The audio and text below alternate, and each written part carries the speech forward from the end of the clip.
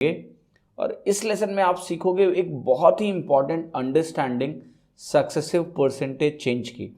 Successive percentage change का जो basic आपने पिछले सेशन में किया कि इसको कैसे अप्लाई करना है, कैसे क्विकली इसका इस्तेमाल करके हम वैल्यूज़ को कैलकुलेट कर सकते हैं।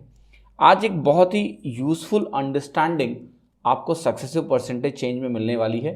साथ ही साथ कुछ और महत्वपूर्ण बातें इस लेसन में होंगी। इसको बहुत ध्यान से, बहुत अच्छे तरीके से समझना है ताकि आपकी क्लैरिटी और बेहतर हो जाए।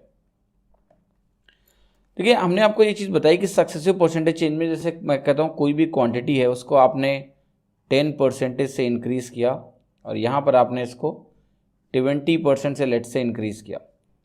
दोनों केसेस में इंक्रीज़ हो रहा है। तो आपको अभी तक बताया गया है कि इसको कैलकुलेट करने के दो तरीके हैं। जहाँ आप डायरेक्टली परसेंटेज से कर सकते हैं वहाँ डायरेक्टली परसेंटेज से करिए, मल्टीप्लाइंग फैक्टर भी आप लगा सकते हो। तो क्या करते थे हम लोग, करते थे कि देखो यहाँ 100 से स्टार्ट किया, यहाँ 110 पे गए और यहाँ पर हमारी वैल्यू ये फाइनली हो गई। अगर आप 20% बढ़ाएंगे तो ये 132 हो जाएगी। और हम कहते थे कि यहाँ से यहाँ का जो परसेंटेज चेंज है ये 32% का इंक्रीज़ है, क्योंकि 100 क्या हो गया, 132 हो गया। देखिए, अब यहाँ पर एक चीज़ मैं आपको ध्यान से समझाने की कोशिश करना चाहूँगा कि जब भी आप इस एक्सप्रेशन को अगर मल्टीप्लाइंग फैक्टर के टर्म्स में समझना चाहें, ठीक है, तो आप कहते हैं कि देखो इस स्टेज पे जो पहला वाला स्टेज है जहाँ पर 10% का इंक्रीज़ हुआ है वहाँ पर मल्टीप्लाइंग फैक्टर तो 1.1 होगा। जहाँ 20% का इंक्रीज़ हुआ है वहाँ मल्टीप्लाइंग फैक्टर 1.2 होगा। तो आपको अगर फाइनल वैल्यू लिखनी होती है इस केस में तो आप कैसे लिखते? आप कहते हैं फाइनल वैल्यू जो होती है वो होती है इनिशियल वैल्यू जो कि यहाँ 100 दी हुई है इंटू 1.1 इंटू 1.2। यही तो कहानी होती है।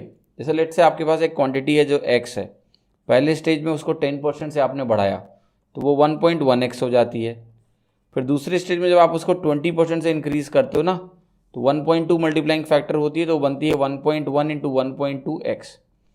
यानी ये नेट मल्टीप्लाइंग फैक्टर आपस में क्या हो जाता है, गुणा हो जाता है, मल्टीप्लाई हो जाता है। मैं आपसे एक सवाल पूछना चाहता हूँ इसी स्टेज में कि मैं इस कैलकुलेशन को अगर मैं फाइनल वैल्यू को इनिशियल वैल्यू के टर्म्स में लिख रहा हूँ तो इसको मैं 1.1 इंटू 1.2 लिखूँ या फिर इसी चीज़ को मैं इनिशियल वैल्यू इंटू 1.2 इंटू 1.1 लिखूँ, क्या फाइनल वैल्यू में कोई फ़र्क आएगा? आप किसी भी प्रोडक्ट में इसको 1.1 इंटू 1.2 लिखो या फिर 1.2 इंटू 1.1 लिखो, कोई फ़र्क नहीं आने वाला है। ठीक है, दोनों एक ही है। प्रोडक्ट में आप a इंटू बी लिखो या b इंटू ए लिखो, क्या ही फ़र्क पड़ता है। तो देखिए, जब 1.1 इंटू 1.2 लिख रहे थे तो हमारा एजम्पशन था कि पहले स्टेज पे 10% का इंक्रीज़ है, दूसरे स्टेज पे 20% का इंक्रीज़ है। तो जब आपको ये अंडरस्टैंडिंग मिल गई कि जैसे 1.1 इंटू 1.2 और 1.2 इंटू 1.1 ये दोनों आपस में बराबर होते हैं, है ना। तो जब हम बात करते हैं सक्सेसिव परसेंटेज चेंज में तो यही दोनों तो मल्टीप्लायर होते हैं। यहाँ पर पहले स्टेज पे 10% इंक्रीज वाला मल्टीप्लिकेशन है, मल्टीप्लाइंग फैक्टर है, और सेकेंड स्टेज पे क्या है आपका 20% इंक्रीज वाला मल्टीप्लाइंग फैक्टर है। और ये वैल्यू जो है इक्विवेलेंट है कि आप पहले 20% इंक्रीज कर दो 1.2 मल्टीप्लाइंग फैक्टर या फिर आप 10% इंक्रीज कर दो उसके बाद में। ठीक है, तो सक्सेसिव परसेंटेज चेंज में अभी हमें दिख गया कि आप पहले 10% बढ़ा के फिर 20% बढ़ाओ या फिर पहले 20% बढ़ा के फिर 10% बढ़ाओ, जो फाइनल वैल्यू है वो सेम आएगी। या फिर हम इस टर्म में कह सकते हैं कि अगर इन दोनों का हम नेट परसेंटेज चेंज निकालें, इन दोनों केस में चाहे पहले हम 10% बढ़ाएं फिर 20% बढ़ाएं या पहले 20% बढ़ाएं और फिर 10% बढ़ाएं, दोनों केसेस में जो नेट परसेंटेज चेंज है वो बराबर होगा। और इस केस में कितना आ रहा है, 32% आएगा। ठीक है, अब एक चीज़ देखो और समझना कि ये लॉजिक ऐसा नहीं है कि खाली जब दोनों परसेंटेज इंक्रीज हैं तब ये वैलिड है। हमारे देखिए कहने का मतलब है कि जब भी सक्सेसिव परसेंटेज चेंज होगा तो आपको पता है परसेंटेज चेंज का मतलब होता है हर स्टेज पे कुछ ना कुछ मल्टीप्लाइंग फैक्टर होगा। और अल्टीमेटली जब हम फाइनल वैल्यू लिखेंगे तो वो मल्टीप्लाइंग फैक्टर क्या होता है, हर स्टेज के मल्टीप्लाइंग फैक्टर्स का प्रोडक्ट होता है, यानी गुणनफल होता है। मैं एक एग्जांपल देता हूँ। मैं आपसे कहूँ कि आपने क्या किया कि पहले स्टेज में 10% बढ़ाया, फिर आपने अगले स्टेज में लेट से 20% बढ़ाया, फिर आपने अगले स्टेज में 30% बढ़ाया। ठीक है, ये सक्सेसिव परसेंटेज का केस है। मुझे ये पता करना है कि फाइनल या नेट परसेंटेज चेंज क्या होगा, मतलब इन तीनों को अगर मैं कंबाइन कर दूं तो नेट परसेंटेज चेंज क्या होगा। ये आपने पिछली बार भी कैलकुलेट किया था 10, 20, 30। मल्टीप्लाइंग फैक्टर के टर्म्स में अगर आप सोचोगे तो आप कहोगे देखो यहाँ मल्टीप्लाइंग फैक्टर 1.1 होगा, यहाँ मल्टीप्लाइंग फैक्टर 1.2 होगा और यहाँ मल्टीप्लाइंग फैक्टर 1.3 होगा।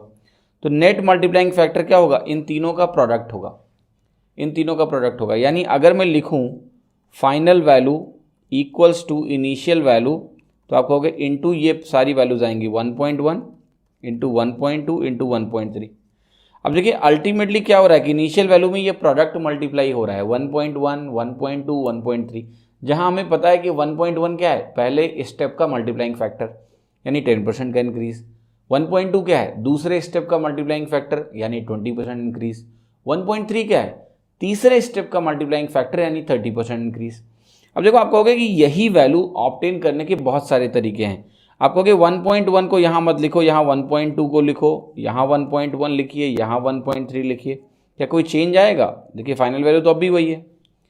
या फिर आप इसको ऐसे भी लिख सकते हो कि 1.2 इंटू 1.3 इंटू 1.1 भी लिख सकते हो आप इसको ऐसे भी लिख सकते हो 1.1 इंटू 1.3 इंटू 1.2। इसको आप ऐसे भी लिख सकते हो 1.3 इंटू 1.1 इंटू 1.2। एक तरह से और लिख सकते हो आप इसको 1.3 इंटू 1.2 इंटू 1.1। देखो ये सारे केसेस में ना ये सारे प्रोडक्ट्स क्या हैं, सेम है, राइट।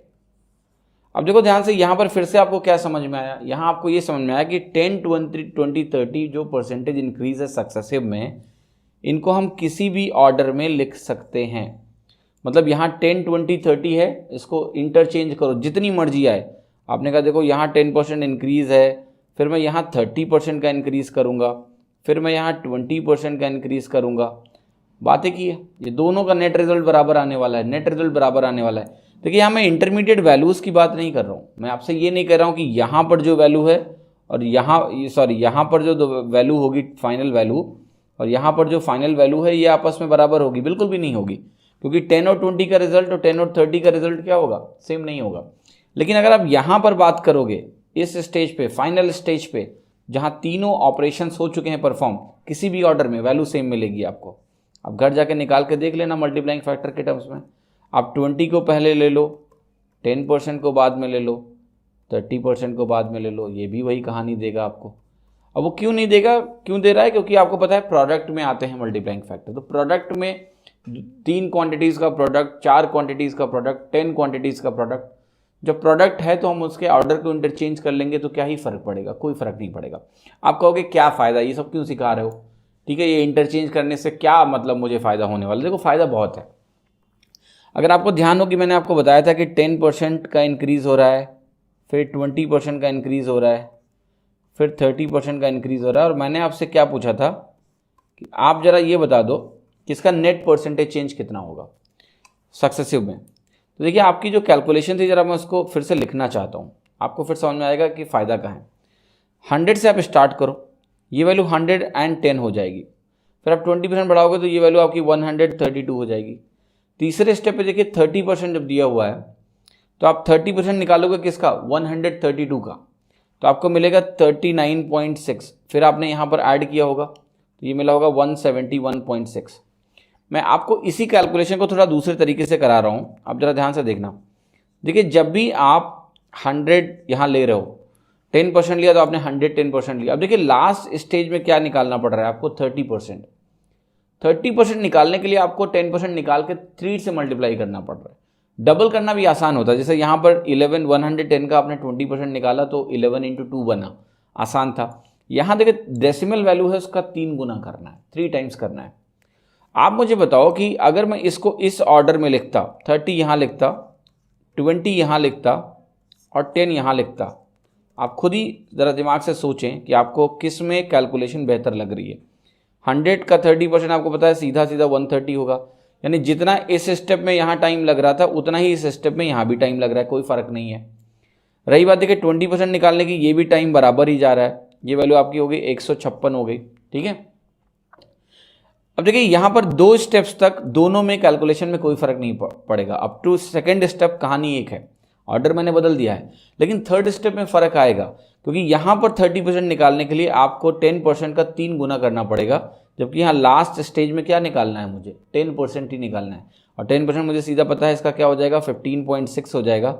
तो ये जब आप जोड़ोगे तो आपको मिल जाएगा 171.6। देखिए फाइनल आंसर तो कहीं फ़र्क नहीं है, फाइनल आंसर में किसी में कोई फ़र्क नहीं है, लेकिन जब हम तीसरे स्टेप की बात कर रहे हैं तो तीसरे स्टेप में यहाँ पर अगर आप ध्यान से देखोगे इस स्टेप को कैलकुलेट करने में ज़्यादा टाइम लगेगा कंपेयर टू इस स्टेप के जो मैंने सेकंड में ऑर्डर लिखा है। तो अगर आपको ये मालूम चल गया है कि फाइनल कैलकुलेशन में ऑर्डर का इंपॉर्टेंस होता ही नहीं है, तो हम ऑर्डर को रखेंगे अपने हिसाब से। अपने हिसाब से क्यों रखेंगे? क्योंकि उसका होगा अत्यंत ही फ़ायदा। अगर आप अपने हिसाब से नहीं रखोगे तो अननेसेसरी आप फालतू की कैलकुलेशन करोगे। तो इससे कई फ़ायदे, मैं आपको भी धीरे धीरे करके अनगिनत फ़ायदे दिखाऊंगा, लेकिन आप पहले इतना जान लो कि सक्सेसिव परसेंटेज चेंज में जब हम नेट परसेंटेज में फोकस कर रहे हैं कि इनिशियल वैल्यू से फाइनल वैल्यू तक जाने में कितना परसेंटेज का चेंज हुआ, या फिर हम फाइनल वैल्यू को इनिशियल वैल्यू के टर्म्स में लिखना चाहते हैं जब कई स्टेजेस में सक्सेसिव परसेंटेज चेंज लगा हुआ है। ठीक है, तो ऑर्डर आप खुद से डिसाइड कर सकते हो, वो आपकी चॉइस है, आपको इसके लिए बिल्कुल फिक्र या परेशान होने की ज़रूरत नहीं है। इसमें कुछ और मॉडल्स हैं जो मैं आपको दिखाना चाहता हूँ। देखिए अभी हमने सवाल करना तो शुरू ही नहीं किया है, लेकिन मैं सवाल शुरू होने के पहले आपको ऐसे ऐसे मॉडल्स दिखाना चाहता हूँ ना जो सवालों को देखते ही आपको लगेगा यार कुछ नया ही नहीं है, सब फटाफट निकालेंगे। एक बार ये स्किल्स एक बार बने तो, और परसेंटेज में इतना टाइम मैं इसीलिए देता हूँ ताकि आपके आगे के चैप्टर्स आसान हो जाए। चलिए एक और दिखाता हूँ आपको एग्जाम्पल कि आपको थोड़ा और बेहतर से चीज़ें समझ में आए। लेट्स से मैंने आपको एक एग्जांपल दिया कि मैं जानना चाहता हूं कि किसी भी क्वांटिटी को मैंने पहले 10% से बढ़ाया, ठीक है, फिर उस क्वांटिटी को मैंने क्या किया, देखिए, या ऐसे देखते हैं, पहले एक क्वांटिटी है मेरे पास, उसको मैंने 20% से बढ़ाया है, फिर उस क्वांटिटी को मैंने 10% से बढ़ाया है, देखिए ऐसे कर रहे हैं, और बाद में मैंने उस क्वांटिटी को क्या किया है, 20% से कम किया है, 20% डिक्रीज है, नेगेटिव। अब देखिए इसका मुझे नेट रिजल्ट आपसे लेट से चाहिए कि मैं इसका नेट रिजल्ट जानना चाहता हूँ। तो देखिए नॉर्मल तरीका आपका एक हो सकता है कि आप कहते हैं कि चलो ठीक है 100 से स्टार्ट करेंगे, 120 मिलेगा, 10% जोड़ेंगे 132 मिलेगा, फिर यहाँ पर हम क्या करेंगे -20% है, 10% 13.2 होता है, 20% आपका 26.4 बनेगा। ये आप कहोगे इसमें आप माइनस करोगे तो आपका ये वैल्यू दे देगा 105.6। अब 100 अगर 105.6 हो गया तो आप कहोगे यहाँ से यहाँ तक आने में जो परसेंटेज चेंज है वो 5.6% का इंक्रीज है। ठीक है, अब देखिए दो स्टेजेस में दिखाता हूँ जहाँ तक कोई प्रॉब्लम नहीं होगी। ये पहला स्टेज या फिर आप दूसरा स्टेज ले लो, आसानी से निकल जाएंगे। तीसरे स्टेज में क्या है कि आसानी से तो ये भी निकल रहा है क्योंकि ये कोई बहुत बड़ा काम नहीं है कि 132 आपने नंबर दिया, 20% कम किया तो ये वैल्यू आपकी 105.6 105.6 आ गई, राइट। पर देखिए क्वेश्चन क्या है, इसको थोड़ा सा अगर मॉडिफाई करते ना तो दिखाता हूँ मैं आपको कि ये चीज़ कितनी आसान हो जाती है आपके लिए। ठीक है, ये सब कुछ करना ही नहीं था। तो कहीं ना कहीं हमारा फोकस ये है कि एक तो चीज़ों को मेंटली कैलकुलेट करना है और हमें समझना है। ये बहुत छोटी छोटी चीज़ें हैं जिससे आपको पता चलता है कि अच्छा और भी समय बचाया जा सकता है। ठीक है, तो दिखाता हूँ मैं कि इसमें क्या कर सकते हो आप। जब आपको मालूम है कि देखिए ऑर्डर का इंपॉर्टेंस है नहीं, तो मैं कहूँगा कि ये काम ना करो कि आप ये 20% यहाँ ले आओ और ये 20% आप यहाँ ले आओ, -20%, है ना, -20%, और फिर आप क्या करोगे, लास्ट में आप 10% बढ़ाओगे। देखो 10% को लास्ट में रखने का फ़ायदा पता है क्या होता है कि 10% निकालना किसी भी नंबर का आसान होता है, चाहे वो डेसिमल नंबर हो, कोई भी नंबर हो, उसका 10% बड़े आसानी से निकल जाता है। समझ रहे हो क्यों निकल जाता है? क्योंकि 10% का मतलब होता है डिवाइडेड बाई 10। तो कोशिश हमेशा करना कि जब भी कैलकुलेशन में 10% दिया हो और सक्सेसिव का केस है तो 10 को बाद में रखना, क्योंकि कोई भी नंबर जो यहाँ आएगा ना वो आसानी से कैलकुलेट हो जाएगा। 10% चाहे ऐड करना हो या सब्ट्रैक्ट करना हो। अब देखिए 20% और 20% का नेट रिजल्ट क्या होता है डिक्रीज इंक्रीज का। देखिए अगर आपने 10% इंक्रीज लिया है और साथ ही साथ 10% डिक्रीज लिया है तो आपको ध्यान होगा मल्टीप्लाइंग फैक्टर क्या बनता था, 1.1 इंटू 0.9 बनता था 0.99, यानी 1% का डिक्रीज होता था। अगर आपने यहाँ पर देखिए 20% लिया है इंक्रीज में भी और 20% आपने लिया है डिक्रीज में भी, 20% आपने इंक्रीज में लिया।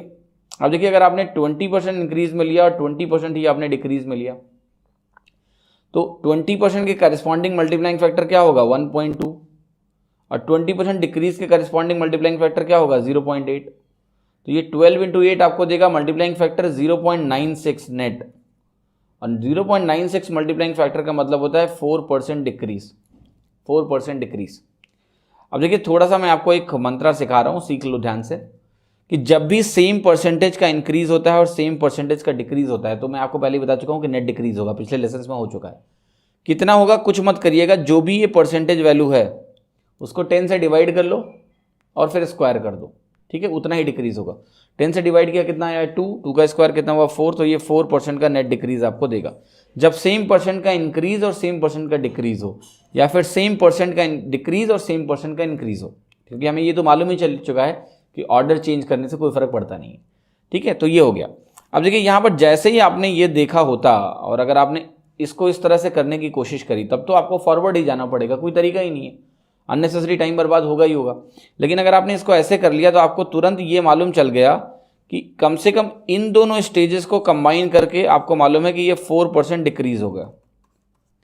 और अगर ये 4% डिक्रीज हो गया तो आप मुझे बताओ इस स्टेज की वैल्यू क्या हो गई। 100 में अगर 4% का डिक्रीज करोगे तो पता है 96 होगा, और 96 में आपने क्या किया है 10% का इंक्रीज किया है। तो 10% का इंक्रीज अगर 96 में किया है तो आपने 9.6 क्या किया है, जोड़ दिया है, तो ये वैल्यू कितनी होगी 105.6। अब आप मुझे खुद ही बता दो कि जो आखिरी स्टेप है, चलो मैं मान लेता हूं पहले दोनों स्टेप में दोनों में एक ही कॉम्प्लेक्सिटी है, बराबर का टाइम लगेगा, पर ये जो थर्ड स्टेप है केवल इतनी स्मार्टनेस से कि आपको मालूम है कि ऑर्डर बदलने से कोई फर्क पड़ता नहीं, तो हमने ऑर्डर को अपने हिसाब से चुन लिया। आप खुद ही देखो कि इस वाले स्टेज में जहां पर आप 132 में 26.4 माइनस कर रहे हो और यहां पर आप 96 में 9.6 ऐड कर रहे हो, कौन सा फास्टर होगा। एडिशन मैं आपको बताऊं, आपका एडिशन सब्ट्रैक्शन लेट से दोनों स्केल बराबर है, तो भी सब्ट्रैक्शन जो होता है वो स्लोअर ऑपरेशन होता है compare to addition. Subtraction slower होता है एडिशन से। यहां पर आप सिंपली ऐड कर रहे हो, यहां पर तो आप 20% निकाल के सब्ट्रैक्ट कर रहे थे, यहां पर आप 10% ऐड कर रहे हो, ये डेफिनेटली फास्ट होगा। तो मैं वही कह रहा हूं कि जो आपको कहते हैं ना कि आप यहां से तो बन ही जाओगे ग्रेट, अगर आप ऐसे भी कैलकुलेट करना जानते हो तेजी से तो आप कहीं ना कहीं बाकी लोगों से आगे हो। लेकिन अगर आपने ये सब चीज़ें करना शुरू कर दिया कि आप इतने बेसिक नुआंसेस, छोटी छोटी चीज़ों पे ध्यान दे रहे हो कि अरे ऑर्डर बदलने से तो इतना फ़ायदा हो रहा है, आपको कोई पकड़ ही नहीं पाएगा, है ना। तो मैं इसलिए इतना काम कर रहा हूँ आपकी छोटी छोटी चीज़ों पर, छोटी छोटी चीज़ें सिखाने की कोशिश कर रहा हूँ जो कोई कभी सिखाता ही नहीं है, कि हर एक पहलू मजबूत होना चाहिए। जब हर एक पहलू मजबूत होगा तो एग्ज़ाम में डर लगेगा क्या, लग ही नहीं सकता है। कैसे लगेगा डर, हर चीज़ आसान ही लगेगी आपको, है ना। ये तो हो गई एक बात। देखिए कई चीज़ें हैं अभी आपको समझना है। देखिए दूसरा मैं आपको फ़ायदा भी दिखाऊंगा जो शायद आपको काफ़ी आनंदित करने वाला है, ठीक है, ध्यान से देखना, मैं समझाता हूँ। मैंने लेट से आपसे कहा कि आपके पास एक नंबर है, कोई भी नंबर है, मैं मान लेता हूँ वो नंबर x है, और कुछ ऐसी स्टोरी दी गई है कि इस x को पहले स्टेज में a% से बढ़ाया गया। इसको क्या किया गया है, पहले स्टेज में आपने इसको a% से बढ़ाया, ठीक है। बहुत ही सिंपल सी स्टोरी है, बिल्कुल भी आपको कहीं ना कहीं कंफ्यूज नहीं होना है। बस आपको जो मैं समझाना चाह रहा हूँ उसको ध्यान से कहीं ना कहीं समझने की ज़रूरत है कि हमने क्या किया है, पहले इसको a% से हमने कहीं ना कहीं बढ़ाया है। देखिए a% से बढ़ाने के बाद हमने क्या किया है कि इस नंबर को हमने फर्दर कुछ और परसेंटेज वैल्यू से कहीं ना कहीं हमने बढ़ाया। जैसे हमने इसको बढ़ाया, लेट से इस स्टेज पे मैं बढ़ा रहा हूँ इसको 30% से, और इस स्टेज पे मैं इसको बढ़ा रहा हूँ 20% से, ठीक है। और हमें ये दे दिया गया है कि जो इसका नेट परसेंटेज चेंज है, इसका जो नेट परसेंटेज चेंज है यहाँ से यहाँ तक का, राइट, वो आपको दे दिया गया है 71.6% इंक्रीज है। मतलब कोई भी नंबर मेरे पास है, उसको मैंने a% से बढ़ाया, फिर उसको 30% से बढ़ाया, फिर 20% से बढ़ाया, तो वो ओवरऑल नंबर जो है 71.6% से बढ़ा है, ठीक है। आपको बताना है कि a की वैल्यू क्या है। अभी तो आपको पता है कि 10, 20 और 30, 10, 20 और 30 को अगर हम मिला लें, ठीक है, 10, 20 और 30 को मिला लें तो इनका सक्सेसिव परसेंटेज चेंज जो मिलता है वो मिलता है 71.6%। तो यहाँ a की वैल्यू 10 होनी चाहिए, ठीक है, क्योंकि ये मालूम है। लेकिन मैं आपको दिखाता हूँ कि जब ये चीज़ें मालूम ही नहीं होंगी, मान लिया ऐसे परसेंटेज दिए हैं जिनका आपको स्टैंडर्ड रिजल्ट लेट से नहीं मालूम है, तो उन केसेस में आप चीज़ों को कैसे सॉल्व करोगे, ये भी तो आना चाहिए ना। अब देखो ध्यान से, अगर आपने अपना तरीका अपनाना शुरू किया कि आपने कहा 100 से शुरू किया मैंने, अब a% अगर बढ़ाया आपने उस वैल्यू को 100 से, आपको पता है पहले स्टेज में क्या मिलेगा, 100 × 1 + a/100 वेरिएबल आ गया पहले स्टेज में। फिर इसका 30% बढ़ाओ, फिर इसका 20% बढ़ाओ, क्या होगा, खतरा है कि नहीं है? क्योंकि जब पहले स्टेज में ही वेरिएबल आ गया तो आप करोगे क्या, फंस गए ना, कुछ नहीं कर सकते। अब देखो जो आपकी बेसिक नॉलेज है, लेट्स से अगर आप उसका इस्तेमाल करते, जो मैंने आपको समझाया कि सक्सेसफुल परसेंटेज चेंज में ऑर्डर का इंपॉर्टेंस होता ही नहीं है, तो आप कहोगे ना मैं 30 को यहाँ लाऊंगा, 20 को और पहले लाऊंगा। क्यों ला रहा हूँ? क्योंकि मुझे लग रहा है ना कि ए पहले स्टेज में लाऊंगा तो वेरिएबल मिल जाएगा, मुझे काम बनेगा ही नहीं मेरा। तो मैंने कहा नंबर को तो मैंने 100 मान लिया लेट से, और मुझे निकालना है a% कितना होगा, तो मैं कहूँगा 30 को मैं यहाँ लाऊंगा पहले। 30 को जब मैं यहाँ लाया तो ये बन गया 130, देखो ध्यान से। फिर मैं 20 को रखूँगा, 20 को अगर मैंने यहाँ रखा तो ये आपको दे देगा 156। फिर देखो फाइनल वैल्यू आपको दी है कि 71.6% का इंक्रीज़ है, तो अगर मैं 100 से स्टार्ट कर रहा हूँ तो ये वैल्यू 171.6 मिलनी चाहिए। अब देखना जरा, केवल इस स्टेज पे फोकस करेंगे हम। अब हमारी कहानी क्या है कि देखो इस स्टेज पे फोकस करें, जब हमने ऑर्डर को बदल दिया तो ऑर्डर को बदलने के बाद क्या हुआ कि जो ये वैल्यू मुझे a% दी थी यहाँ, जब मैंने ऑर्डर चेंज किया तो a% यहाँ आ गया। अब मुझे बताओ ये कौन सा स्ट्रक्चर है, इनिशियल वैल्यू दी है, फाइनल वैल्यू दी है, बीच का परसेंटेज निकालना है, निकल जाएगा कि नहीं है की वैल्यू।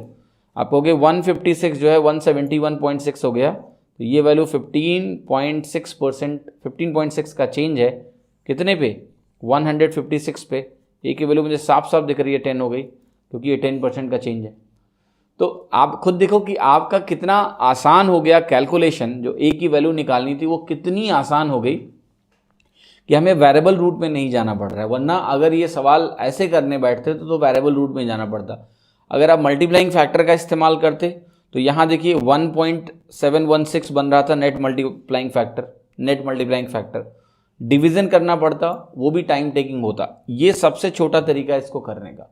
आपने ऑर्डर बदला और ऑर्डर बदल के देख लिया कि कैसे कैलकुलेशन करनी है, आपको कभी दिक्कत ही नहीं आने वाली। मैं आपको कुछ और एग्जांपल्स देता हूँ कि आपकी जो क्लैरिटी है वो कहीं ना कहीं बहुत अच्छी होनी चाहिए, इसमें कोई तकलीफ ना हो।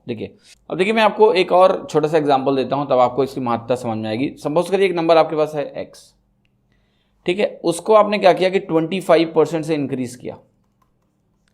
फिर आपने क्या किया कि उसको x% से डिक्रीज किया, इसको मैं कह देता हूँ a% से डिक्रीज किया। a की वैल्यू नहीं मालूम है, अननोन है। फिर आपने इसको क्या किया कि 20% से इंक्रीज किया, और ये वैल्यू x ही रह गई, मतलब इसमें कोई चेंज आया ही नहीं, x ही बन गया इस प्रोसेस में। मुझे बताना है a% की वैल्यू क्या होगी। आप खुद ही देख लो कि अगर आपने इसको बढ़ाया और यहाँ से ऐसे चलने की कोशिश करी तो आपको बहुत बड़ा धोखा हो सकता है। वेरिएबल परेशान कर देंगे आपको, ठीक है। तो वेरिएबल अगर आपको परेशान कर देंगे तो अब आखिर a की वैल्यू निकाली जाए तो कैसे निकाली जाए। देखिए तरीके कई हैं, मैं दोनों तरीके आपको बताऊंगा। पहला तरीका मैं आपको बता रहा हूँ मल्टीप्लाइंग फैक्टर का तरीका। अगर कोई क्वांटिटी बदल ही नहीं रही है तो फाइनल वैल्यू में इनिशियल वैल्यू से कितना मल्टीप्लाई करने पे आपको वैल्यू मिल जाएगी, 1 से मल्टीप्लाई करने से।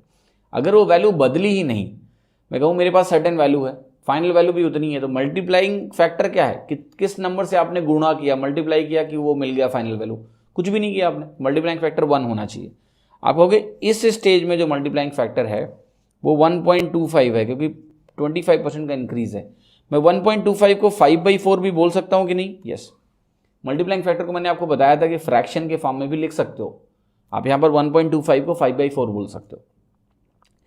यहाँ पर a% का डिक्रीज आपको दिख रहा है, यहाँ पर मल्टीप्लाइंग फैक्टर मुझे नहीं पता है तो मैं उसको मल्टीप्लाइंग फैक्टर को mf ही बोलूँगा, जो नहीं मालूम है उसको mf बोलूँगा, क्योंकि a की वैल्यू नहीं पता है ना मुझे, तो वो वेरिएबल है तो mf बोल रहा हूँ मैं इसको। इनटू देखो ये 20% है, 20% के करस्पॉन्डिंग जो मल्टीप्लाइंग फैक्टर होता है वो क्या होता है 1 + 1/5, 6/5 भी बोल सकते हो या फिर 1.2 भी बोल सकते हो। इसको आप 1.2 भी बोल सकते हैं, इंटू mf इंटू 1.2। अब देखना ध्यान से कि ये दोनों जो मल्टीप्लाइंग फैक्टर 3 आए आपके सामने, जैसे यहाँ पर आपने डेसिमल के फॉर्म में लिखा है 1.25 इंटू mf इंटू 1.2, यहाँ पर वही सारी वैल्यू आपने किस फॉर्म में लिखी है, यहाँ पर आपने उसको फ्रैक्शन फॉर्म में लिखा है। दोनों में आपको एफिशिएंट होना है कि आप मल्टीप्लाइंग फैक्टर को फ्रैक्शन और डेसिमल दोनों फॉर्म में आराम से लिख पाएँ। अब देखिए दोनों केसेस में इनका जो नेट प्रोडक्ट है 1 होना चाहिए। मल्टीप्लाइंग फैक्टर का नेट प्रोडक्ट क्या होना चाहिए 1। ये मल्टीप्लाइंग फैक्टर इक्विवेलेंट लिखा है आपने, टोटल नेट मल्टीप्लाइंग फैक्टर 1 है, क्योंकि वैल्यू बदल ही नहीं रही है। दोनों केसेस में आप कैलकुलेट करो, देखो यहाँ से MF अगर आप निकालोगे इस इंटरमीडिएट स्टेज वाला, 1.25 को आप 1.2 से मल्टीप्लाई करिए, ठीक है, ये आप करो, मल्टीप्लाई करो इन दोनों को, 1.25 को 1.2 से, तो आपका बहुत सिंपल आने वाला है। देखो आप कहोगे कि ये वैल्यू और ये वैल्यू अगर मैं आपस में मल्टीप्लाई करूं तो मुझे क्या मिलने वाला है, मुझे 1.5 मिलने वाला है, ठीक है, करके देखिए, है ना। 1.25 को आप 1.2 से मल्टीप्लाई करोगे तो क्या मिलेगा आपको, 1.5 मिलेगा। यहाँ से भी देखो आप 5 से 5 कैंसिल हो जाएगा, यहाँ पर भी आपको मिल जाएगा MF into 1.5 is equal to 1, ये वैल्यू निकल के आ रही है। तो अगर आप MF कैलकुलेट करोगे किसी भी तरीके से तो वो 10/15 हो गया, और आप 5 से डिवाइड करोगे तो 2/3 आ गया, 2/3। आप ध्यान से देखो, अगर किसी भी स्टेज में, जैसे यहाँ पर मैं बात कर रहा हूँ, मल्टीप्लाइंग फैक्टर 2/3 है, मल्टीप्लाइंग फैक्टर 2/3 है, तो ये नंबर क्या रिप्रेजेंट करेगा आपका, 1 - 1/3, क्योंकि मल्टीप्लाइंग फैक्टर जो डिफाइन होता है वो 1 - 1/3 या 1 प्लस समथिंग से डिफाइन होता है। 2/3 1 से छोटा है तो मैं उसको 1 - 1/3 लिख सकता हूँ। तो जो ये वैल्यू होती है ये क्या होती है, फ्रैक्शन या डेसिमल इक्विवेलेंट होती है परसेंटेज का। तो 1/3 का परसेंटेज इक्विवेलेंट कितना होगा, आप कहोगे होगा 33 1/3%, यानी ये जो वैल्यू है ए की वैल्यू वो आ गई 33 1/3%। ठीक है, आप खुद ही समझो कि अगर इसको आप ऐसे करने की कोशिश करते कि यहाँ से स्टार्ट करके यहाँ पर इस वैल्यू को आप लिखते तो क्या होता, आप मल्टीप्लाई करके या तो इस तरीके से आप सॉल्व करोगे, मल्टीप्लायर यूज़ करो, मल्टीप्लाइंग फैक्टर यूज़ करो इस तरीके से, या फिर आप even fractional multiplying factor use करोगे, ठीक है। लेकिन अब मैं आपको बताता हूँ कि ये वैल्यू बहुत आसानी से निकाली जा सकती थी ऑर्डर बदल के, मेंटली कर पाओगे आप। देखो कैसे, अगर आप ऑर्डर को चेंज करोगे तो आप कहोगे यहाँ तो हम लिखेंगे 25% और यहाँ लिखेंगे 20%, ताकि मैं रुकूँ ना। अगर मैं 100 मान के स्टार्ट करूँ ना तो मैं चलता रहूँ, मैं रुकूँ ना। लास्ट स्टेज पे 8% चला जाएगा, फिर तो ये इंक्रीज़ है, ये इंक्रीज़ है, ये डेफिनेटली डिक्रीज़ होगा, क्योंकि फाइनल वैल्यू क्या है 100, चेंज ही नहीं हो रही है। एक्स से शुरू किया था, एक्स से, तो मैं 100 से शुरू करूँगा तो 100 पे एंड करूँगा। फिर आप क्या कहोगे कि देखो ये वैल्यू जो है ना 125 हो जाएगी, फिर आपने 20% इंक्रीज़ किया, 20% अगर आपने इंक्रीज़ किया तो 12.5 × 2 आपका कितना हो जाएगा, 25 हो जाएगा। ये वैल्यू कितनी बन गई, 150। देखो अभी तक हमारी गाड़ी कहीं रुकी नहीं है, ठीक है, बहुत ही वेल नोन स्ट्रक्चर्स मिलते जा रहे हैं, कहीं अटक ही नहीं रहे। अब देखो तीसरा स्ट्रक्चर जो है आपके सामने अभी जो लिखा हुआ है, इसमें A% की वैल्यू निकालनी है, इनिशियल और फाइनल वैल्यू क्या है, दी गई है। अब बताइए कितना आसान है, इनिशियल वैल्यू और फाइनल वैल्यू दे के आप मुझसे पूछ रहे हो परसेंटेज डिक्रीज़ कितना है। आप कहोगे यहाँ पर डिक्रीज़ मुझे दिख रहा है 50 का है, किस बेस पे डिक्रीज़ हो रहा है, 150 पे डिक्रीज़ हो रहा है। तो जो A की वैल्यू है वो आपकी हो गई 50/150, साफ साफ दिख रहा है कि 1/3 है, किस टर्म में, फ्रैक्शन के टर्म में। परसेंटेज में कन्वर्ट करेंगे तो ये बन जाएगा 33 1/3% डिक्रीज अल्टीमेटली। कितना आसान है आप बताओ। अगर आपने ऑर्डर बदल दिया तो आपको कुछ भी नहीं करना है, आपको मल्टीप्लाइंग फैक्टर के बारे में भी नहीं सोचना है। आपने ऑर्डर इस तरीके से बदल लिया कि आपको कोई जो प्रॉब्लम आने वाली थी कि जैसे ही शुरुआत करेंगे, अगर A% पहले स्टेज पे है या दूसरे स्टेज पे है तो आपका वेरिएबल तुरंत इंट्रोड्यूस हो जाता है। यहाँ पर कोई तकलीफ ही नहीं है, हमने ऑर्डर बदला और हमारा आंसर आ गया।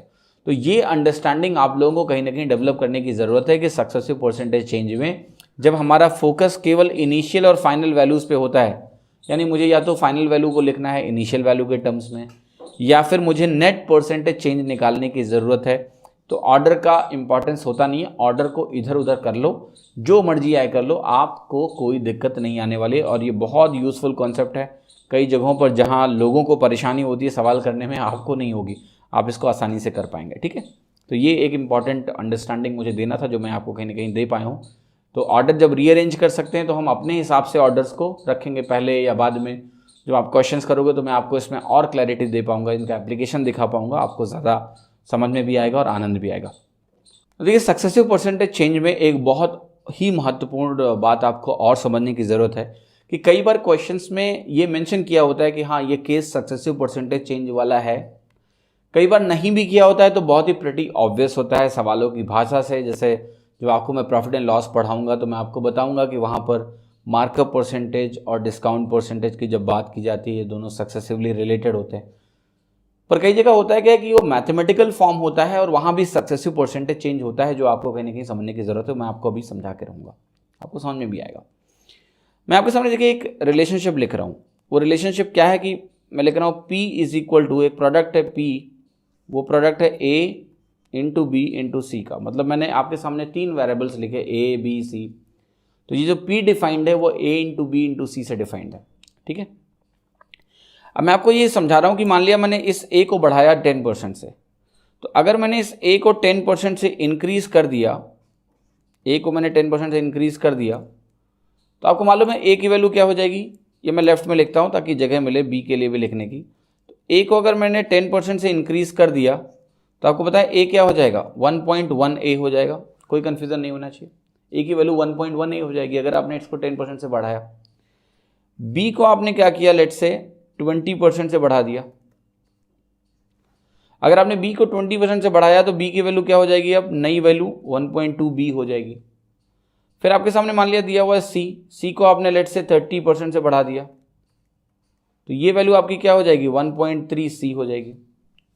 अब जो नया प्रोडक्ट बनेगा P, मैं इसको थोड़ी देर के लिए मान लिया बोल देता हूँ P डैश, ये क्या बनेगा 1.1 इंटू 1.2 B इंटू 1.3 C।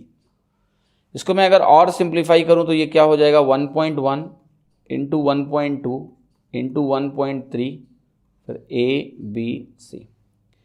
अब जरा आप मुझे बात बताओ कि मैं अगर इंटरेस्टेड हूँ ये जानने में कि P से P डैश में, राइट, जानने में, जब हमने एक P प्रोडक्ट लिखा A इंटू बी इंटू सी, जहाँ A B C बदल गए तो नया प्रोडक्ट मिला P dash A into B into C, जब निकाला हमने उसमें तो हमें कुछ ऐसा फॉर्म मिला।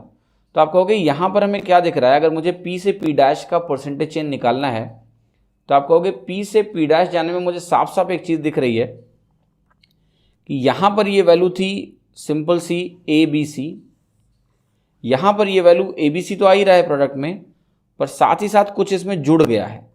वो क्या है, वो है 1.1 इंटू 1.2 इंटू 1.3। आप मुझे बताओ कि इसको क्या बोलोगे आप कि P से P डैश जाने में इतने से मल्टीप्लाई करना पड़ा है, 1.1 इंटू 1.2 इंटू 1.3, इतने से मल्टीप्लाई करना पड़ा है, ठीक है, तब जाके मुझे P डैश मिला है। तो अगर मुझे परसेंटेज चेंज निकालना है, और आप चूंकि आपके लिए स्टैंडर्ड वैल्यू आप इसको निकाल भी चुके हो, 1.716 होता है, तो P से P डैश का चेंज कितना हुआ, 71.6% इंक्रीज का हो गया सीधे। अब देखिए मेरा क्या समझाने का मतलब था यहाँ पर, क्या ये स्ट्रक्चर कुछ सिमिलर लग रहा है सक्सेसिव परसेंटेज चेंज से या नहीं? हाँ बिल्कुल लग रहा है। आप कहोगे ये बिल्कुल उसी तरह है कि आप P से P डैश लिखो, और चूंकि P को जब डिफाइन किया आपने तो आपके पास 3 क्वांटिटीज थी A B C। आप क्या करो, ये बिल्कुल सक्सेसिव लग रहा है, आपको करना क्या है कि 3 स्टेजेस बनानी है सक्सेसिव वाली। तीनों प्रोडक्ट में 3 स्टेजेस बनाया। पहले स्टेज में आप A का चेंज लिखोगे कि A कितने परसेंट से चेंज किया है। तो A का जो परसेंट मैं यहाँ पर लिख रहा हूँ, A यहाँ लिख रहा हूँ, B यहाँ लिख रहा हूँ, C। A कितना परसेंट से चेंज किया, तो आपने कहा 10% से चेंज किया, तो वो पहले स्टेज में डालो। B कितना परसेंट से चेंज किया, 20% से चेंज किया, तो दूसरे स्टेज पे डालो। C कितना परसेंट से चेंज किया, 30% से, तो वो तीसरे स्टेज पे डालो। तो ये जो आपका स्ट्रक्चर है P is equal to A into B into C, और जो आपका स्ट्रक्चर है P 10% increase A, 20% increase B, 30% increase C, जो भी ABC में इंक्रीज हो रहा है, मतलब ये प्रोडक्ट जो है वो कुछ भी नहीं है, वो सक्सेसिव परसेंटेज चेंज ही है। मतलब अगर आपको मैंने एक क्वांटिटी दी जो प्रोडक्ट में लिखी हुई है, और उसमें हर एक क्वांटिटी को आपने बदला या सारी को नहीं बदला, कुछ को बदला, तो वो कुछ नहीं, वो सक्सेसिव परसेंटेज चेंज ही फॉलो करती है। तो जो फाइनल प्रोडक्ट है, अगर आपको उसका परसेंटेज चेंज निकालना है तो आपको कुछ नहीं करना है, सक्सेसिव परसेंटेज चेंज का इस्तेमाल करना है। मैं आपको इसके कुछ प्रैक्टिकल एग्जांपल्स दिखा देता हूं ताकि आपको कभी दिक्कत ना हो, आपको आसानी से समझ में आए। जैसे मैंने आपसे बोला कि आपके पास एक रेक्टेंगल है। अगर मैं बोलूँ आपके पास एक रेक्टेंगल है, तो रेक्टेंगल में आपको पता है लेंथ होता है और ब्रेड्थ होता है, और जो एरिया होता है वो क्या होता है, लेंथ इंटू ब्रेड्थ होता है, L इंटू बी। तो एरिया जो डिफाइंड है वो 2 वेरिएबल्स हैं, लेंथ और ब्रेड्थ, इस पर डिफाइंड है। अब मैं अगर आपसे बोलूँ कि मेरे पास A is equal to L into B है, मैं आपको एक एग्जाम्पल दे रहा हूँ छोटा सा, कि मैंने L को 10% से बढ़ा दिया और मैंने ब्रेड्थ को 20% से बढ़ा दिया, ठीक है। मैं आपसे जानना चाहता हूँ कि एरिया में कितना चेंज हुआ। एरिया क्या है, प्रोडक्ट, तो प्रोडक्ट का चेंज मुझे निकालना है। तो आप कहोगे कुछ भी नहीं करना है, आपको 2 स्टेजेस बनानी है। ये सक्सेसिव परसेंटेज चेंज का केस है, ये 10% इंक्रीज हुआ ये 20% इंक्रीज़ हुआ, तो ये 100 से स्टार्ट कर लेंगे, 110 बनेगा, ये 132 बनेगा, साफ साफ मुझे दिख गया 32% का चेंज है। यहाँ लेंथ का चेंज रख दिया, यहाँ ब्रेड्थ का चेंज रख दिया। और आपको ये भी मालूम है कि सक्सेसिव परसेंटेज चेंज में ऑर्डर का इंपॉर्टेंस भी नहीं होता है, तो कुछ भी पहले कुछ भी बाद में रख लो, या आप सीधे यहाँ मल्टीप्लाइंग फैक्टर लगा देते। अगर आपको एक अंडरस्टैंडिंग मिल गई कि प्रोडक्ट का मतलब क्या है, सक्सेसिव परसेंटेज चेंज, तो सीधा मल्टीप्लाइंग फैक्टर लगा दो ना। 10% इंक्रीज मतलब 1.1, 20% इंक्रीज का मतलब 1.2, नेट मल्टीप्लाइंग फैक्टर कितना हो गया 1.32।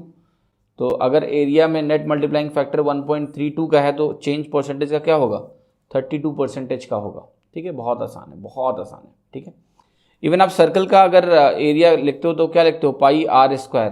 पाई तो कांस्टेंट हो गया, कांस्टेंट टर्म का परसेंटेज चेंज में कोई फ़र्क ही नहीं होता है। अगर आप एरिया लिखते हो सर्कल का और एरिया में परसेंटेज चेंज निकालना है रेडियस में चेंज की वजह से, तो कैसे निकालोगे। आपने कहा कि A is equal to pi R square हुआ। अब आप सिंपल सा देखो कि पाई तो कांस्टेंट है, तो अगर मुझे एरिया में परसेंटेज चेंज निकालना है केवल रेडियस के बदलने से, जिसको मैं डिफाइन कर दूं लेट से ए डैश, ठीक है, वो क्या होगा आपका पाई आर डैश स्क्वायर हो जाएगा। तो देखो यहाँ पर पाई का कोई मतलब नहीं है। जब परसेंटेज चेंज की बात करते हैं तो कांस्टेंट टर्म का कोई रेलेवेंस नहीं होता है। प्रोडक्ट में अगर कांस्टेंट टर्म आता है उसका कोई रेलेवेंस होता ही नहीं है, क्योंकि जब आप मल्टीप्लाइंग फैक्टर निकालोगे यहाँ से यहाँ तक तो पाई पाई तो कट जाएगा, पाई यहाँ भी है पाई यहाँ भी है, कोई रेलेवेंस ही नहीं है। तो आप देखो कैसे करोगे आप इसको जल्दी से। आप कहोगे देखो इसका मतलब हो गया एरिया जो है ना आर इंटू आर पे डिपेंडेंट है तो दोनों सेम क्वांटिटीज, लेकिन क्या है ये भी आर इंटू आर बना, सक्सेसिव परसेंटेज चेंज बना। बस यहाँ फ़ायदा क्या है कि अगर आपने कहा कि रेडियस को मैंने 10% से बढ़ाया है तो आपको ये भी 10% से इंक्रीज़ है, क्योंकि रेडियस ही रेडियस है। आप हमेशा यहाँ मल्टीप्लाइंग फैक्टर का स्क्वायर आपका निकल जाएगा। 1.1 का होल स्क्वायर होता है 1.21, तो अगर आपने रेडियस को 10% से बढ़ाया तो एरिया आपका 21% से बढ़ जाएगा 1.21, या फिर आप सिंपल सा एरो से भी निकाल सकते हो 10-10 रख के, है ना। और दिखाता हूँ आपको। जैसे आपको पता है कि स्फीयर का वॉल्यूम होता है 4/3 पाई आर क्यूब। वॉल्यूम में अगर परसेंटेज चेंज निकालना है तो इसका कोई रेलेवेंस नहीं है, भूल जाओ इसको। ठीक है, रेडियस आपने बदला, आपने कहा रेडियस को मैंने 10% बढ़ा दिया, तो आपको पता है कि रेडियस अगर 10% से बढ़ाया तो मल्टीप्लाइंग फैक्टर क्या होगा 1.1 पर क्यूब हो जाएगा, क्योंकि ये आर इंटू आर है, आर आर आर का प्रोडक्ट है। तो सेम मल्टीप्लाइंग फैक्टर हर स्टेज में होगा 1.1 बनेगा, तो वॉल्यूम आपका 1.331 टाइम्स हो जाएगा। एरिया में वॉल्यूम में परसेंटेज चेंज निकालना है 33.1% इंक्रीज हो गया। इतना आसान है। ठीक है, और दिखाता हूँ आपको। जैसे आपने कहा क्यूब का जो वॉल्यूम होता है वो होता है आपका L into B into H. मैं शुरू में ही आपको A into B into C दिखा रहा था, कुछ इस तरह का स्ट्रक्चर है। आपको यहाँ वॉल्यूम में परसेंटेज चेंज अगर निकालना है तो कैसे निकालोगे आप सिंपल सा क्या करोगे, L into B into H में रखोगे आप वैल्यूज़, कितना कितना परसेंट का चेंज है 10, 20, 30 मान लिया, तो तीनों सक्सेसिव ऑर्डर में रख के उसका आंसर आसानी से निकल जाएगा। ठीक है, अगर मान लिया मैं कहता कि इसमें मैं हाइट में चेंज नहीं कर रहा हूँ, मैं केवल लेंथ और ब्रेड्थ में चेंज कर रहा हूँ, तो हाइट में अगर चेंज नहीं करो तो इस स्टेज का परसेंटेज चेंज क्या होगा 0%।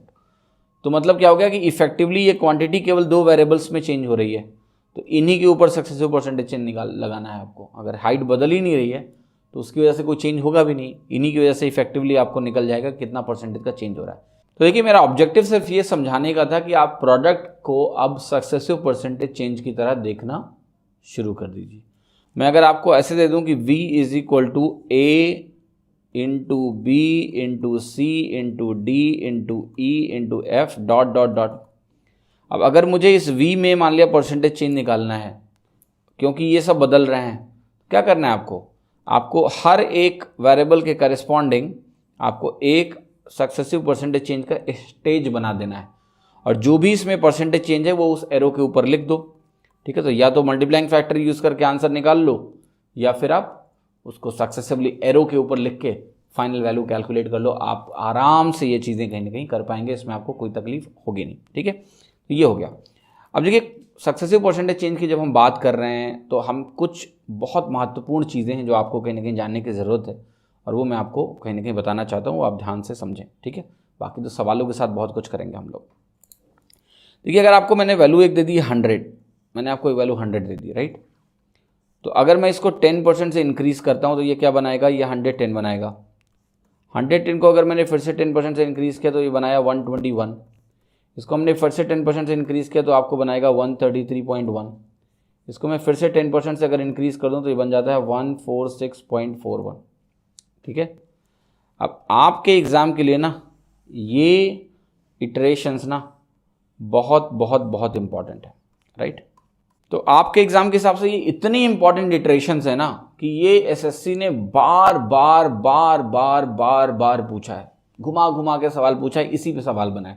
ये स्ट्रक्चर आपको पता है, मैं आपको दिखाऊंगा CISI के कितने ऐसे सवाल हैं जो ऐसे खत्म हो जाते हैं। ठीक है, इसका मतलब क्या है, देखिए 10% से बढ़ाया तो एक स्टेज में 10% का चेंज हुआ, 2 स्टेज पे टोटल 21% का चेंज हुआ, 3 स्टेजेस में 33.1% का चेंज हुआ, 4 स्टेज में 46.41% का चेंज हुआ। ठीक है, तो ये स्टेज वाइज चीज़ें भी आपको पता होनी चाहिए कि केवल एक स्टेज मतलब 10%, अगर 2 स्टेजेस आपने लिया कंबाइंड तो 21% का चेंज है, 3 स्टेजेस 10% लिया कंबाइंड आपका तो 33.1% का चेंज है, 4 स्टेजेस कंबाइंड लिया आपने तो ये आपका 46.41% का चेंज है, इंक्रीज है। इस पर बेस बहुत सवाल बने और जब मैं क्वेश्चंस कराऊंगा तो आप देखोगे कि इनका कितना इस्तेमाल है। पर मैं आपको यहीं क्यों रोकूं, मेरा मन है थोड़ा सा और आगे बढ़ा दूं आपको, है ना, कि 4 इटरेशन के बजाय हम 5, 6, 7, 8 इटरेशन भी देख लेना, क्या दिक्कत है। ठीक है, तो जरा वो भी आप समझ लो, आपके काम ही आएगा। तो देखो हम यहाँ रुक नहीं रहे हैं, हम इसके आगे भी बात करेंगे अभी कि थोड़ा ज़्यादा इटरेशन हमें जानने हैं अगर तो क्या करें। ठीक है, कैसे देखें,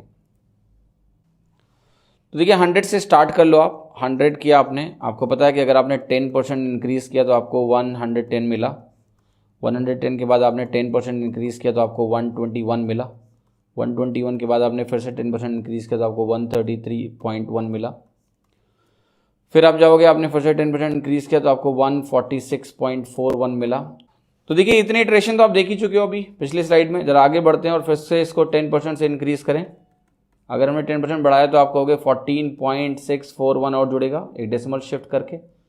इसको आप जोड़ दो तो 641 और 410 आपका बन जाएगा 1051 और ये 161.051 बन जाएगा फिर उसके बाद। ठीक है, तो एक बार 10% बढ़ाया तो आप यहाँ पहुँच जाओगे। फिर आपकी मर्जी है कि नहीं 10% और बढ़ाओ, तो ठीक है भाई और बढ़ा देते हैं, ये आपको मिलेगा 16.1051। ठीक है, अब देखिए ये क्या है आपका 510 है, ये आपका 1051 है, तो अगर आप इसको जोड़ोगे तो क्या बन जाएगा आप खुद ही देख लो, ये आपका बन जाएगा 1561, है ना। 1561 में मैं आपको इसको लिख के दिखाता हूँ, ये तो आपका हो जाएगा 0.1561, तो वैसे ही रहेगा। और ये जो वैल्यू है आपकी 161 और 16 ये आपको मिला के देगी 177। ठीक है, 177.1561 मैं ऐसे लिख देता हूँ 177.1561, राइट, ये वैल्यू हो गई। तो ये मैं आपको समझा रहा हूँ कि ऐसे करके आप इस इटरेशंस को आगे बढ़ा सकते हो। ठीक है, बट मैं आपको इतना बता रहा हूँ कि आपकी अगर एग्जाम पॉइंट ऑफ व्यू की बात की जाए ना तो बस ये इतना ही है जो आपको कहीं ना कहीं बहुत ध्यान से आपको मालूम होना चाहिए। अगर आपको इतना मालूम है ना तो आपको कभी दिक्कत नहीं होगी। बाकी जब हम क्वेश्चन करेंगे तो आपको और क्लैरिटी मिलेगी। बाकी इसको आप कंटिन्यू करना है तो मैंने आपको प्रोसेस समझाया कि आप इसको कंटिन्यू कर सकते हो। ठीक है, पर इतना जो इटरेशन आपके सामने लिखा हुआ है ना ये आपको बिल्कुल याद होने चाहिए, बिल्कुल याद होने चाहिए कि इनको सोचने में कोई तकलीफ नहीं होनी चाहिए। इसके कि आगे के इटरेशंस भी आप ऐसे लिख सकते हो, इसमें कोई चैलेंज नहीं है। और 10% देखिए इंपॉर्टेंट है, इसके बाद 20% का इटरेशन भी थोड़ा इंपॉर्टेंट है। तो जरा वो इटरेशन भी मैं आपको दिखा देता हूँ 10 और 20 वाला कि 20% वाला कैसे चलेगा। और देखिए जैसे मैंने आपके सामने इंक्रीज लिखा है ना ऐसे ही जरा डिक्रीज वाला इटरेशन भी आप अपने आप लिख लेना 10%, 10%, 10%, 10%। वो इटरेशन भी जरा आप देखना 4 बार करके, वो भी आपका 4 बार वाला काफ़ी इंपॉर्टेंट है। 4 टाइम्स तक ही लिखना है, ज़्यादा ध्यान रखने की जरूरत नहीं, बट अप टू 4 टाइम्स आपको तकलीफ नहीं होनी चाहिए लिखने में। अब जरा मैं 20% का एक इटरेशन लिखता हूँ जो बहुत इंपॉर्टेंट है एग्जाम में, वो भी कई बार टेस्ट हुआ है, डिक्रीज का नहीं इंक्रीज का। तो जरा मैं लिख के दिखाता हूँ आपको। 100 से चलेंगे, अगर आपने इसको 20% का इंक्रीज़ किया तो ये आपका 120 बनेगा। फिर से आपने 20% का इंक्रीज़ किया तो आपका ये 144 बनेगा। फिर से आपने 20% का इंक्रीज़ किया तो ये आपका 1728 यानी 172.8 आपका मिलेगा। अगर आपको लिखना है तो आप 20% बढ़ा के यहाँ पर देख भी सकते हो कि ये 28.8 है, ये आपका 24 है, ये आपका 20 ही है, तो ये आपका 172.8 बन रहा है फाइनली। तो 3 स्टेजेस की अगर बात करें, बस ये 3 स्टेज तक ही ध्यान रखना है, तो 72.8% का इसमें इंक्रीज़ होता है। 2 स्टेजेस में 44% होता है। ये बहुत इंपॉर्टेंट इटरेशन है जो आपके एग्जाम पॉइंट ऑफ व्यू से कहीं ना कहीं बहुत इंपॉर्टेंट है। ये 10% का और 20% का इटरेशन, ये बिल्कुल 100% क्लियर होना चाहिए कि इसमें आपको सोचने में समय ज़ाया नहीं करना, एग्जाम में जब भी आएंगे तो उनको हम डायरेक्टली इस्तेमाल करेंगे। तो देखिए सक्सेसिव परसेंटेज एरिया में जहाँ तक कॉन्सेप्चुअल क्लैरिटी की बात थी, बस आपको इतना ही ध्यान रखना है कि कैसे नंबर बढ़ाने, कैसे सक्सेसिव परसेंटेज चेंज क्या होता है। इसके आगे वाले लेसन्स में फिर हम और कॉन्सेप्चुअल डिस्कशन करेंगे, और चीज़ें मैं आपको नई नई सिखाऊंगा जो परसेंटेज में आपके लिए बहुत इंपॉर्टेंट है। फिर सवाल हम करेंगे तो इतने सवाल करेंगे ना, आपको इतना एक्सपोजर मिलेगा परसेंटेज में कि आपको कोई दिक्कत नहीं होने वाली है। ठीक है, तो आप बिल्कुल परेशान ना हो, पहले कम से कम इन सब चीज़ों को मास्टर करें, अपने रिएक्शन टाइम को इंप्रूव करें कि ये सारी जो छोटी छोटी चीज़ें मैं आपको सिखा रहा हूँ, आपको दिख रहा होगा कि मेरा रिएक्शन बहुत तेज़ है। जब आप मुझे क्वेश्चंस करते हुए देखते हो तो मेरा जो क्वेश्चन तेज करने का रीज़न होता है वो यही होता है कि जो ये बेसिक फंडामेंटल्स हैं, यहाँ मेरा रिएक्शन बहुत तेज़ है। तो अगर मेरा रिएक्शन यहाँ तेज़ है तो वहाँ भी आपको तेज़ दिखता है। अगर आप इसको बेहतर कर लेंगे तो आप भी उतना ही तेज क्वेश्चन करेंगे। आप जो CISI के क्वेश्चन करोगे, आप प्रॉफिट एंड लॉस के सवाल करोगे, परसेंटेज के सवाल करोगे, तो जब परसेंटेज के रिएक्शंस बेहतर होंगे तो ये आसानी से निकलेंगे। बाकी सारे टॉपिक्स में मैं आपको आसानी बना दूंगा, अब कुछ नहीं करना है, बस थोड़ा सा वेट करना है और थोड़ा सा साथ साथ चीज़ें अच्छे तरीके से करती रहनी है ना। उम्मीद करता हूँ लेसन पसंद आया होगा। धन्यवाद, have a great time, thank you.